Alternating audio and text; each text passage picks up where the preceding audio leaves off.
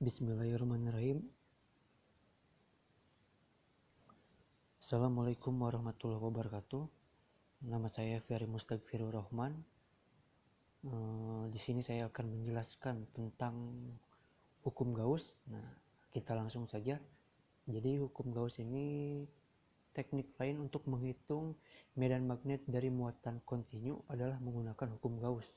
Teknik yang digunakan Gauss relatif lebih mudah untuk kasus-kasus benda geometris.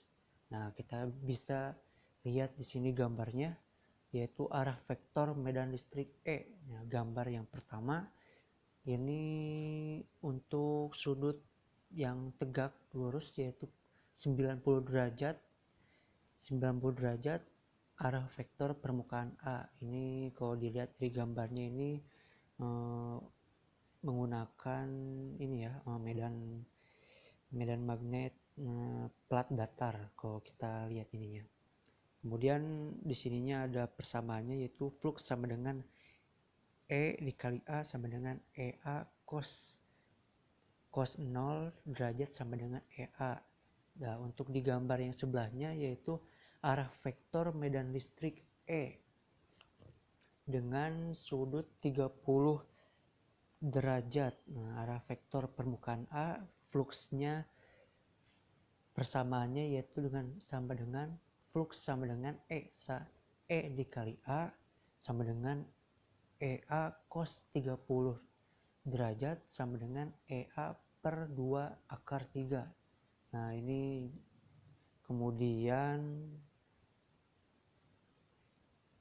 di sini ada bunyi hukum Gauss. Nah, hukum Gauss menyatakan bahwa jumlah garis gaya yang keluar dari suatu permukaan tertutup atau flux sebanding dengan jumlah muatan listrik yang dilingkupi oleh permukaan tertutup itu, atau sumber dari sebuah medan magnet adalah muatan listrik.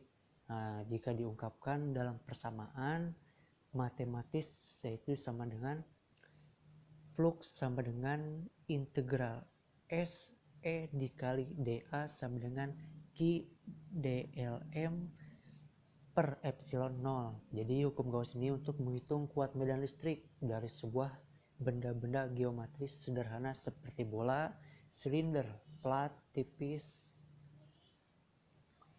Sebab pada kenyataannya kita seringkali berhadapan dengan benda-benda geometris seperti ini, dan nantinya kita akan menggunakan hasil perhitungan kuat medan listrik tersebut untuk menghitung medan listrik pada sebuah kapasitor.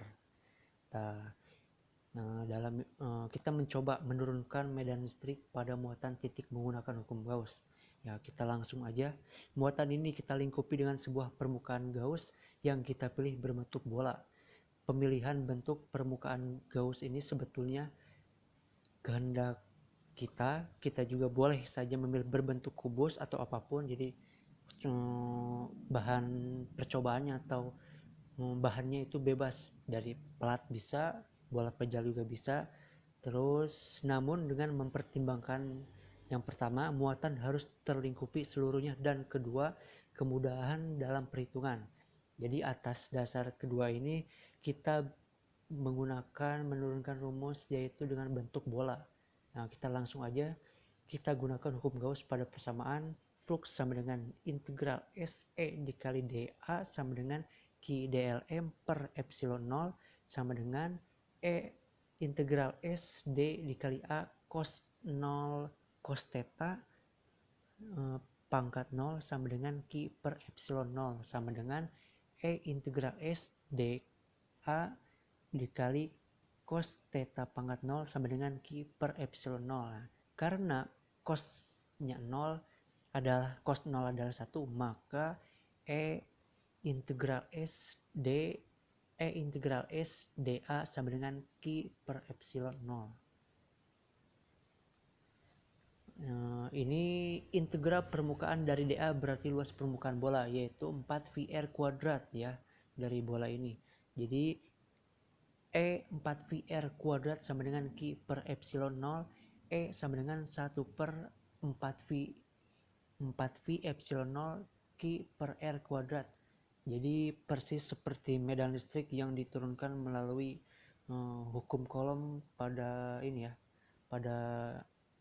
Jadi sama seperti hukum kolom. Kemudian hukum Gauss pada bidang datar, ini kita bisa lihat ada muatan positif, ya bermuatan positif persatuan luas P. Nah ini pada bidang datar, ada keterangannya di sini, ada gambarnya. Flux listrik menembus sebuah permukaan bidang datar dapat didekati dengan permukaan Gauss berbentuk silinder. Jadi ketika pada bidang datar bisa juga didekatkan pada bidang silinder. Nah, jadi kita bisa lihat persamaannya, yaitu flux sama dengan integral S E kali dA sama dengan E A1 plus A2 sama dengan Q dLm per epsilon 0. Jadi karena A1 dan A3 merupakan luas plat, katakanlah A, sehingga medan pada plat bermuatan E sama dengan ini ya. Jadi karena Q per A sama dengan 0, maka untuk plat bermuatan kita dapatkan medan listrik E sama dengan P per 2. Jadi ini sebelumnya E sama dengan P per 2A. Atau E sama dengan 1 per 4 V epsilon 0, 4 V epsilon 0 per 2 epsilon 0 P sama dengan K2 V P E sama dengan K2 V P, persis seperti hasil yang diperoleh persamaan. Terima kasih. Sekian dari saya. Mohon maaf apabila ada kesalahan dan kekurangan. Terima kasih. Assalamualaikum warahmatullahi wabarakatuh.